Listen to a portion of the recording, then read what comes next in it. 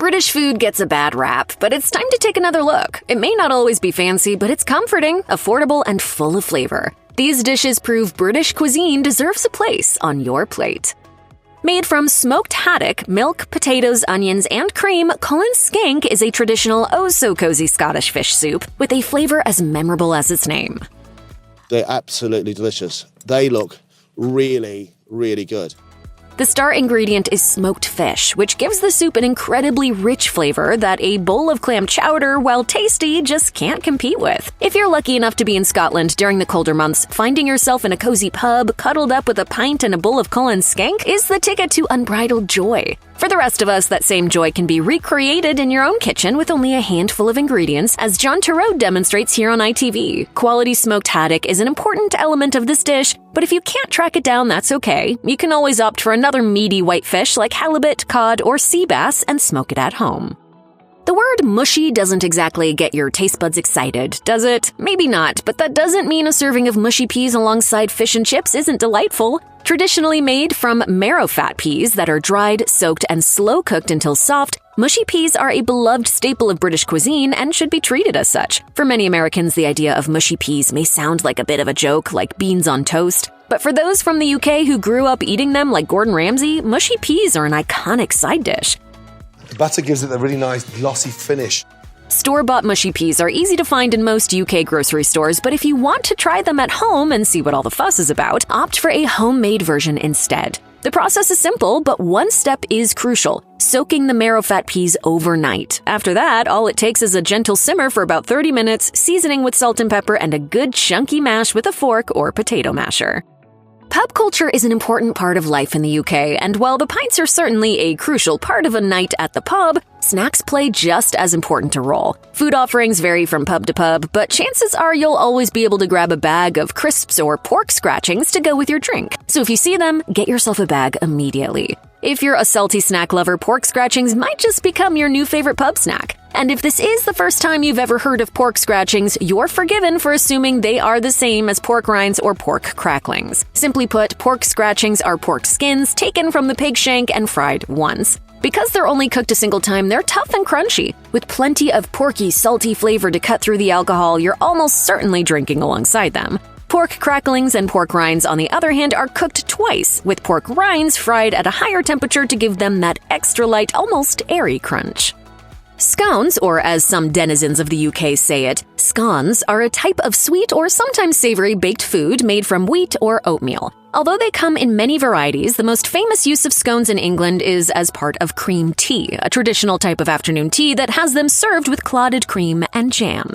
The pronunciation of the word is also a major point of contention amongst British people. A 2016 survey found that 51% of Britons pronounce it to rhyme with gone, whereas 42% pronounce it to rhyme with bone. The former is a Northern and Scottish thing, whereas the latter is a Southern thing. For some reason, Brits take this debate very, very seriously indeed. So, first question, scone? Scone. Scone. Well, if you're from Northern, it's scone, isn't Scone. Scone it is. It is scone. Because once it's scone, it's scone. Haggis is the national dish of Scotland, so if there's one dish you simply can't miss when visiting this country, it's this one. What is haggis? Sheep's stomach stuffed with meat and barley. And what do you do with it? You eat it. How revolting.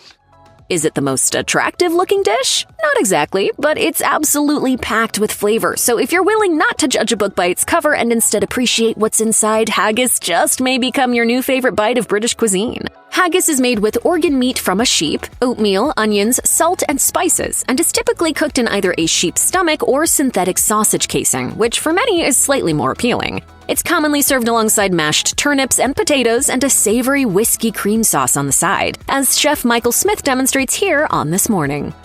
When we think about British baked goods, our minds tend to go straight to scones with jam and clotted cream without even considering the humble crumpet. For those unfamiliar with crumpets, think of them as a sibling to the English muffin, with a spongy texture and plenty of nooks and crannies to soak up toppings like the strawberries Gordon Ramsay spreads on his homemade crumpets. The secret is for the juice to sort of run inside all those little holes. To be clear, a crumpet is not an English muffin. While both are yeasted griddle cakes cooked on the stovetop, English muffins have a crispier texture and are designed to be split and toasted, whereas crumpets are cooked inside a metal ring and eaten whole. Traditionally served for breakfast or alongside a cup of afternoon tea, crumpets are easy to make at home. Butter and jam are classic toppings, but don't let tradition slow you down. Think of the crumpet as a vehicle for any of your favorite sweet or savory spreads. You won't find many dishes simpler than bangers and mash. It consists of a few sausages, or one Cumberland sausage, served with a hefty dollop of mashed potatoes. More often than not, gravy will be involved, and that's pretty much it. Usually, of course, things turn out a little fancier than that. The sausages can be made from lamb or beef rather than the standard pork. The mash can be spruced up with cream or mustard, while a handful of extra side additions might be included too, depending entirely on the preference of the person making it. The first thing to know about the bacon sandwich is that British bacon isn't the same as American bacon. The British variant is leaner and meatier than the US version, since it comes from the loin of the pig rather than the belly. That's why, in the UK, it seems far less crazy to stick a few rashers of bacon between two buttered slices of bread, slather it in ketchup or brown sauce, and just go to town on it. The bacon sandwich, or butty as Northerners call it, is the ultimate quick-fix breakfast. Some people like to spruce them up with fancy breads or fried eggs, but most of the time it's made with nothing more than bacon, bread, and sauce. What I think makes a really good bacon sandwich is smoky bacon. I love that smokiness and I like it quite crispy. And that's just the way it should be. The full English is probably the most well-known breakfast in the UK. Although people make slight alterations to the dish based on their own preferences, a proper full English should include at least some combination of sausage, bacon, eggs, tomatoes, mushrooms, toast, baked beans, and black pudding. Other regions in the UK have their own variations too. In Scotland, for example, a full breakfast might include haggis or oatcakes, while in Wales you might find it includes cockles or laverbread. Although most British hotels and B&Bs will offer a full English breakfast, the best ones tend to be served in grubby little greasy spoons, and should cost no more than £5. Don't bother trying anything too fancy with this one, you'll only be disappointed. One of the many pies and pastries to be found in British cuisine, beef Wellington is made up of filet steak coated with pâté and duxelle, which is a kind of mix of mushrooms, onions, and herbs. This steak is then wrapped in ham and baked in a pastry. Many recipes use pâté de foie gras, but this particular ingredient tends to be a little controversial, to say the least. One of Britain's more notorious foods, black pudding, is a kind of blood sausage made from pork blood, fat, and cereal, which is then spiced with mint, thyme, and pennyroyal. Taste-wise, imagine eating a particularly bready kind of sausage, and you're probably halfway there. Although it's a regional specialty in the West Midlands and northwest of England, black pudding is a staple part of the full English, so you can expect to find it on breakfast tables around the country. It'd be very easy to give the chip buddy a bad rap, but that wouldn't be very fair, because this is by far one of the best comfort foods Britain has to offer. The idea is simple. You heap a load of thick-cut chips, French fries for Americans, onto a slice of buttered bread, throw a little sauce on if you like, stick another slice of bread on top, and then you're good to go. Most often found in the north of England, the chip buddy is a mainstay food of the British working class. Depending on where you are in the country and on what kind of bread you're using, you might hear it referred to as a chip sandwich, chip roll, chip bap, chip cob, chip sarnie, or something else entirely. Doesn't matter what it's called though, it still tastes great.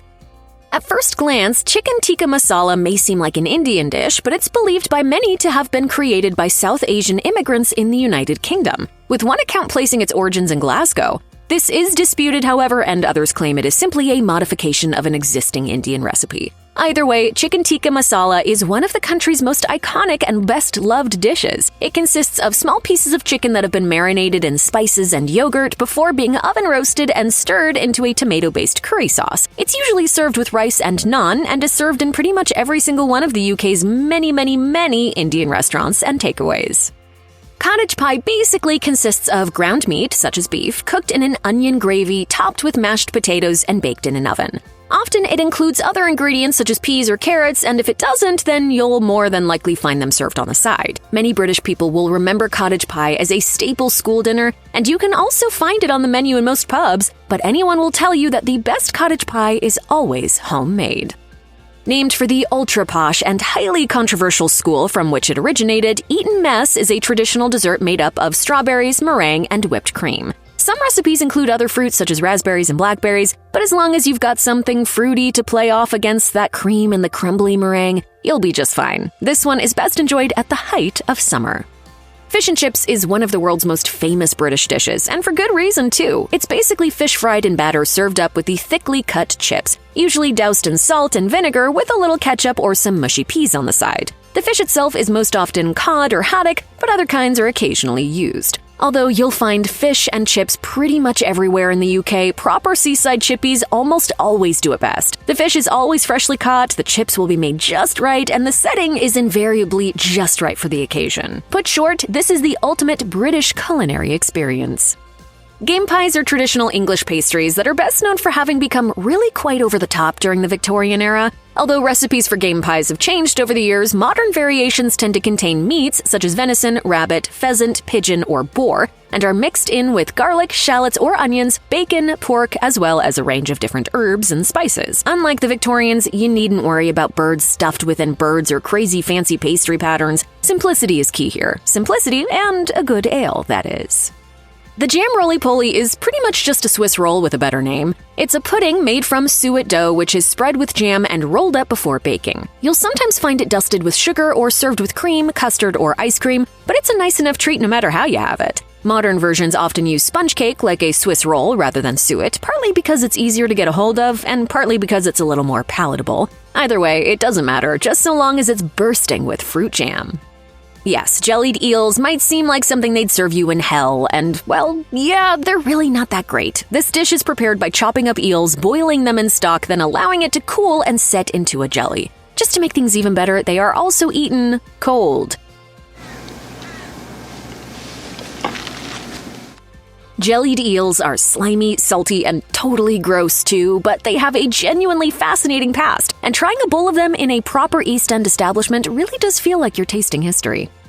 A kipper is basically a split herring that has been pickled and smoked, and although they're eaten all over Europe, they're particularly popular in Britain. Nowadays, they're eaten as a breakfast food, although they're not quite as popular as they once were, so don't take them for granted if you do get a hold of some. You might just be surprised how tasty they can be. It might be a shock to discover that the Knickerbocker glory comes from the same country as jellied eels and black pudding, but it's true. Once sold almost exclusively out of the country's many ice cream vans, Knickerbocker glories are basically elaborate ice cream sundaes made up of vanilla ice cream, strawberries, whipped cream, syrup, sprinkles, and a wafer, all served in a tall glass. Sometimes they might include chopped nuts, more syrups, chocolate, or anything else any kid could ever want. And yes, they really do taste as good as they look.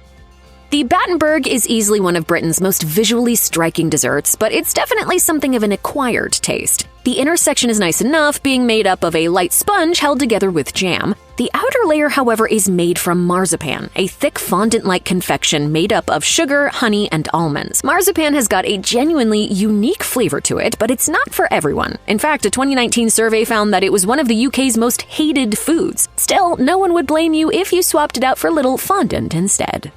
Funnily enough, mince pies really aren't what they sound like. Although they did indeed contain minced meat once upon a time, today they're a sweeter treat served exclusively at Christmas. The modern mince pie is a sweet pastry dusted with sugar, filled with a concoction of dried fruits and spices. They're pretty much bite-sized and are served in their millions every year. For many Brits, these things literally taste like Christmas.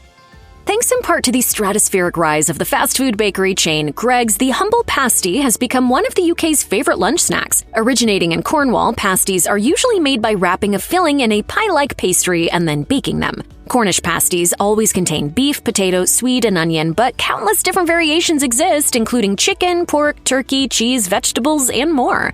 As with anything, for the best pasties, you'll need to go straight to the source, Cornwall. They don't get much better than that. Think of the Ploughmans as kind of like the British version of the charcuterie board. It's a spread of various foodstuffs, and different places will offer different variations, but the key ingredients are bread, cheese, and onions. You might also find salad, ham, hard-boiled eggs, apple, chutney, pickled eggs or onions, or any other similar cold ingredients. Ploughman's lunches are rather famous for being sold in pubs, having once been pretty much the only type of food they would agree to serve. As such, a proper Ploughman's is invariably served with a pint of beer. Another cold British classic is the pork pie, a small snack with a long-reaching history. The earliest mentions of something resembling the pork pie appear as far back as the 14th century, and the use of gelatin to preserve the meat inside was a staple method of medieval cooking. Nowadays, pork pies are often included as part of a Ploughman's or eaten with a salad on the side. Arguably the best around is the Melton Mowbray pork pie, which is always hand-molded, made with uncured meat, and unlike other versions, uses pork that has been chopped rather than minced. They may not look like much, but they're one of Britain's most beloved snack foods.